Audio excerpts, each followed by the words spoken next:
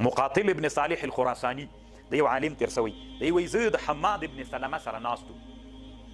مقاتل ابن صالح الخراساني دی وایي زه د حماد ابن سلمه سره ناستو په مجلس کې دروازه وټکېدله، یو وړه نجلۍ وروتله، د حماد ابن سلمه د کور وړه نجلۍ وروتله.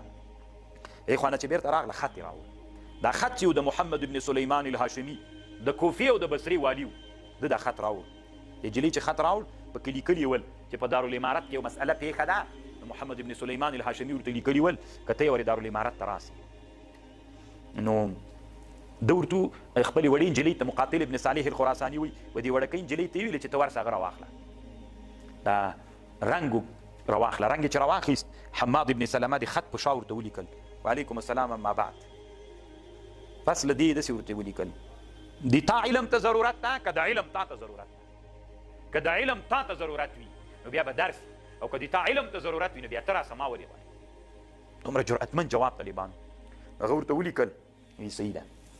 او بلې دا ورته ویل چې راځې تنها به راځې، ډېر پوځونه او عسکر به ځان ته نه راولې چې بیا زه مشهور کېږم، تنها به راځې. بس طالبانو دا مقاتل ابن صالح الخراساني وایي زه ورسره ناست وم چې کتل مې دروازه وټکېدله. دروازه قاصد ته خط ورکړ، قاصد لاړ، لږ وروسته دروازه وټکېده. دی ښه پوه سو چې د بادشاه دروازه ټکېدلې، خو دی ورجګ نه سو.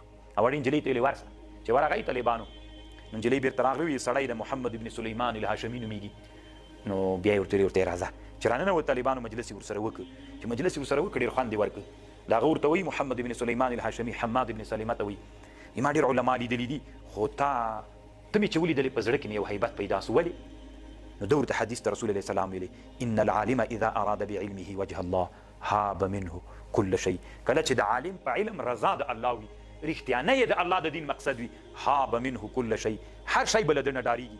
واذا اراد به ان یکثر به کنوزه، او که عالم مقصد دا و چې دا د دین علم د دې لپاره استعمال کړي چې خزانې پرې ډېرې کړي، هاب من كل شيء، دی به له هر چي شي نه ډارېږي. خیر د طالبانو دا دنیا د تجربې دنیا هم ده.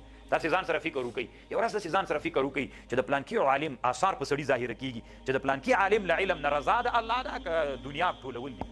د چا چې له علم باندې دنیا ټولول وي هغه له هر چي شي نه ډارېږي، او کم عالم چې الله د ده مقصد د علم نه رضا د الله وي، ده نه هر شی ډارېږي.